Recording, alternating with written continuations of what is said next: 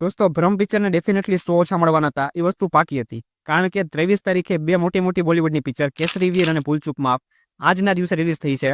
અને આ બે બોલિવૂડની પિક્ચર આપણી ગુજરાતીની એક પિક્ચર બાકાજીકી કરે છે. હવે એના કારણે એના 100 તો ડેફિનેટલી ઘટી ગયા છે, પણ હવે જેટલી સ્ક્રીન મેળી છે એમાં એ પિક્ચર કેવું પરફોર્મન્સ કરશે અને રિસ્પોન્સ કેવો હોય છે પબ્લિકનો, અને પિક્ચર જોવા જવું જોઈએ કે ના જવું જોઈએ, એ બધી જ વસ્તુ આપણે આજના વિડીયોમાં વાત કરશું. સૌથી પહેલાં હું તમને કહું કે 2 કલાક ને 11 મિનિટની પિક્ચર જે તમે બનાવી, એ હકીકતમાં તમે જોવા જાવ ને તો 1 કલાક ને 40 મિનિટથી 50 મિનિટની અંદર બની જાત. કારણ કે ડેફિનેટલી પિક્ચર મોટી છે, પિક્ચર તમને બોરિંગ ફીલ કરાવશે, ખાસ કરી ફર્સ્ટ હાફમાં. ડેફિનેટલી સ્ટોરી બિલ્ડ થવી જોઈએ, સ્ટોરી બિલ્ડ થાય છે, પણ પહેલી વસ્તુ કે પિક્ચરની અંદર એક ગીત નથી, એટલે કે સ્ટોરી તમે આમ જોવા જાવ તો કે કટ નહીં થાય. પણ એના જ કારણે એ ગીતને કવર કરવા હાટુ એ લોકો ડાયલોગ વધારે નાખ્યા છે.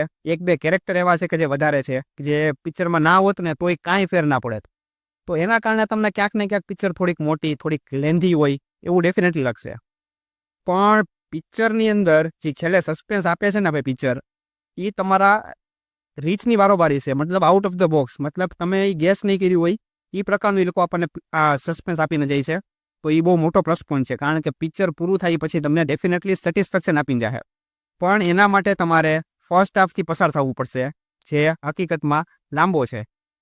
બીજી વસ્તુ તમને વાત કરું તો બીજીએમનો જે ઉપયોગ કર્યો છે ભાઈ, ઇન્ટેન્સ, મતલબ તમને એની અંદર તમે હે ને આમ ભાડી મળી જાઓ. કારણ કે બીજીએમ જે બાદશાહનું વાગે છે એની ઉપર આખી પિક્ચર છે, એ જ તમને થ્રિલ એક્સપિરિયન્સ કરાવશે, એ જ તમને સસ્પેન્સ એક્સપિરિયન્સ કરાવે છે. તો બીજીએમમાં લોકોએ આઉટસ્ટેન્ડિંગ કામ કર્યું છે, 1 નંબર કામ કર્યું છે. અને સાથે સાથે ક્યારેક ક્યારેક તમને ભ્રમના ટૂંકમાં જે રીતે લોકો લાઈન બનાવી છે ટાઇટલ ગીતની, એ પણ તમને ક્યારેક સાંભળવા મળે છે, એ પણ સારી છે. તો એની અંદર આ લોકોએ આઉટસ્ટેન્ડિંગ કામ કર્યું છે. અને એક્ટિંગની અંદર હું ભાઈ દાદ દેવા માંગુ છું, સોનાલી લેલે દેસાઈ આઉટસ્ટેન્ડિંગ, મતલબ ફાડી નાખ્યું છે ભાઈ, હું એક્ટિંગ કરી છે. અને આખું પિક્ચર આમ જોવા જાવ તમે તો એની ઉપર જ છે. મિત્રા ગઢવી છે પિક્ચરની અંદર, મોટો ચહેરો છે, પિક્ચરની અંદર પણ છે, પણ એનો રોલ તમે છેલ્લે તમને એમ થાય કે નહીં ભાઈ ઓકે જસ્ટિફિકેશન આપ્યું છે. બાકી આખું પિક્ચર એકલી સોનાલી લેલે દેસાઈ ખેંચીને જાય છે, તેના માટે એને હેડ્સ ઓફ છે. બાકી આમ તમે જોવા જાવ તો મર્ડર મિસ્ટ્રી પિક્ચર છે. જો તમે મર્ડર મિસ્ટ્રી પિક્ચરના ચાહકો તો તમને આ પિક્ચર જોવું ગમશે, કારણ કે એન્ડ એનો અલગ છે. પણ પિક્ચરની અંદર વચ્ચે જેટલા ટ્વિસ્ટ એન્ડ ટર્ન્સ આવે છે, ઘણા બધા આવે છે.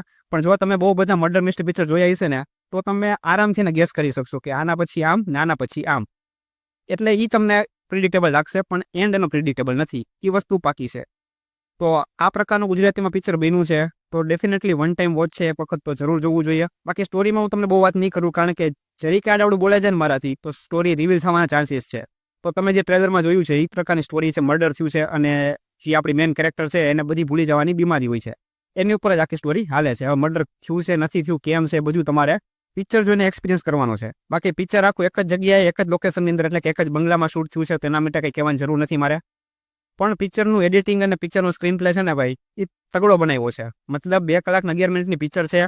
તમને એમ લાગશે કે પિક્ચર તમને ધીમે ધીમે બોર કરી રહી છે, પણ ક્યાં કંઈક વચ્ચે એવું આવશે ને કે પાછું તમારું ધ્યાન પિક્ચર તરફ વહી જશે. તો એ જે ભાઈ રાખ્યું છે, હુક કરી રાખી છે ઓડિયન્સને, એના માટે પણ આપણે પ્લસ પોઈન્ટ આપશું. તો ઓવરઓલ પિક્ચર સારી છે. વચ્ચે તમારે ધ્યાન દઈને જોવું પડશે, કારણ કે વોઇસ નોટ એવું ઘણી વખત આવે છે. તો એ તમારે વસ્તુ ધ્યાન રાખીને જોવું પડશે, કારણ કે એ વસ્તુ પણ એક અગત્યનો ભાગ છે પિક્ચરનો. તો થોડુંક ધ્યાન તો તમારે રાખવું પડશે પિક્ચરમાં, તો તમને પિક્ચર સમજાશે, પિક્ચર તમને એન્ટરટેન કરશે, અને મજા આવું પિક્ચર છે. વન ટાઈમ વોચ પિક્ચર છે, ડેફિનેટલી જોવું જોઈએ બધાએ. હું આ પિક્ચરને 10માંથી 7.5ની રેટિંગ આપવા માંગુ છું.